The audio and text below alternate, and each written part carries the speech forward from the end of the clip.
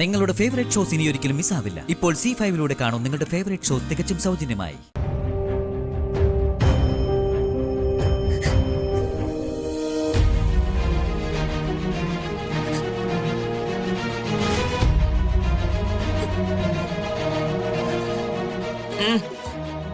എന്താ എന്താ നിനക്കിവിടെ കാര്യം?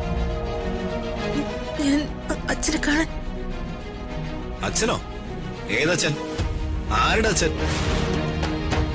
ആ ബന്ധമൊന്നും വേണ്ടെന്ന് വെച്ചിട്ട് തന്നിഷ്ടത്തിന് ഇറങ്ങി പോയതല്ലേ നീ?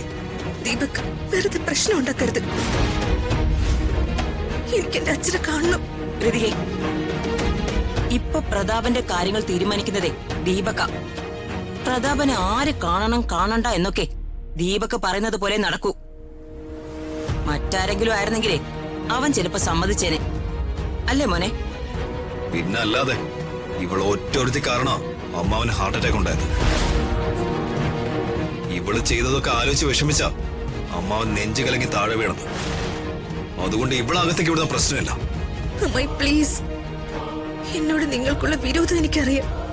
പക്ഷെ ഇങ്ങനൊരു സാഹചര്യത്തിൽ എന്നോട് ദേഷ്യം മനസ്സിൽ വെച്ച് ഇങ്ങനെ പെരുമാറരുത്. അപേക്ഷയ, എനിക്കെന്റെ അച്ഛനെ ഒരു നോക്ക് കാണണം.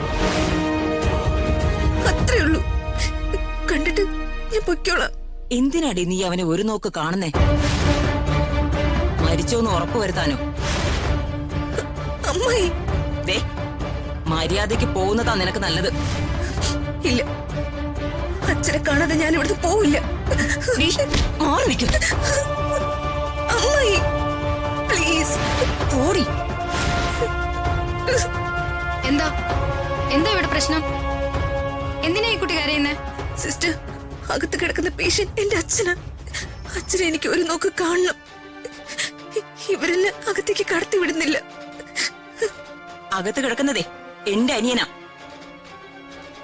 ആ നിലയിലെത്താൻ ഒരേ ഒരു കാരണക്കാരി ഇവളാ. ഇവളെ അകത്തേക്ക് കയറ്റി വിടുന്ന പ്രശ്നമില്ല. നിങ്ങൾ ഇങ്ങനെ മനുഷ്യത്വം ഇല്ലാതെ പെരുമാറിയാൽ എങ്ങനെയാ? അവരച്ഛനും മകളും അല്ലേ? അങ്ങനെയാണെങ്കിൽ പ്രതാപനോടൊന്ന് ചോദിക്കട്ടെ. അവന് സമ്മതമാണെങ്കിൽ ഇവളെ അകത്തേക്ക് കയറ്റിവിടാം. കയറി ചെന്നോളൂ.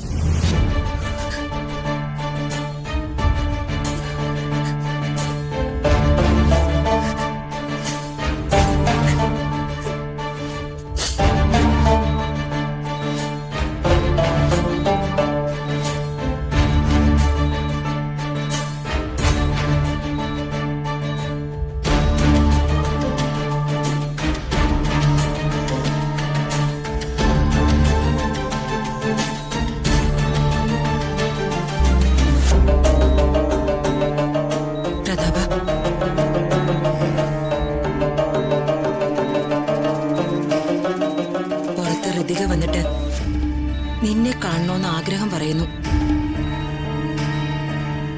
അവളെ അകത്തേക്ക് വിടണോ?